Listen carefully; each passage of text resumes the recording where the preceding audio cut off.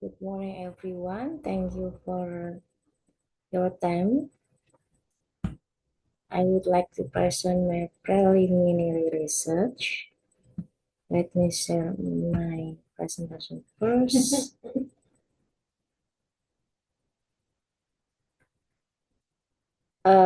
The title is Feminist Movement and the with Environment Navigating External and Internal Crisis for Urban Equity. This presentation explores how feminist movement respond to crisis, both external and internal, and how these responses influence urban planning and design. I'm Diana Awaya from Architecture Sultan Fatah University, Demak. Let's go to the context and background. The purpose of this study is to investigate how feminist movement engage with urban during time of crisis. We'll focus on two guiding questions: how do external crises such as financial or environmental crisis shape feminist engagement with urban environment, and how do internal crises such as issues of social reproduction and safety affect feminist critics of urban design. To understand this, it's important to look at the different types of crisis.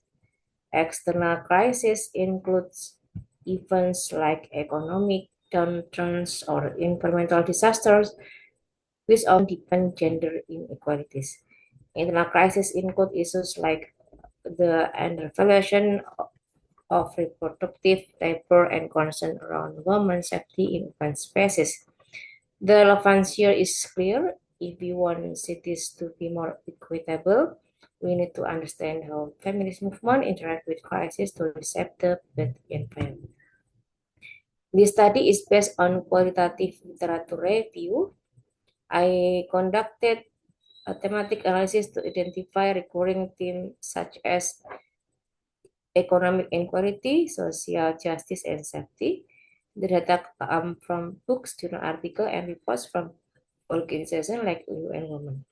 The approach was both comparative and critical, analyzing feminist and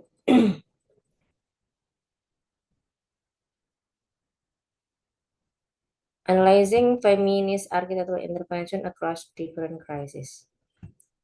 Let's first look at the external crisis. The global financial crisis exposed gender inequalities in urban economies, with women disproportionately affected. Environmental crises such as climate change and natural disasters highlight the intersection between environmental justice and feminist architecture. The key finding here is that external crises amplify the need for feminist perspective in urban planning. Internal crises focus more on the social dynamics within urban environment. For example, during COVID-19, women unpaid labor became more visible, showing how urban design often fails to support reproductive labor.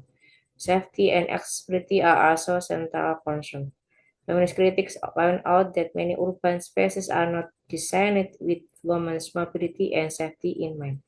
This internal crisis drive feminist demands for spaces that both recognize reproductive labor and ensure safety. Overall, crises often serve as catalysts for feminist activism in urban planning, but there are also risks. If crisis responses are not holistic, gender concern can be marginalized or sidelined.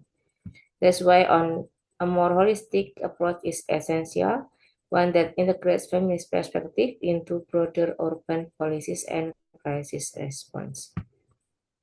To conclude, feminist movement play a crucial role in pushing for urban spaces that are safe, equitable, and sustainable. The key takeaway is that urban spaces must be designed with an international approach to address the challenges faced by marginalized communities, especially women. And finally, there's a need for future research into feminist-driven models of urban planning that can respond to both external and internal crises.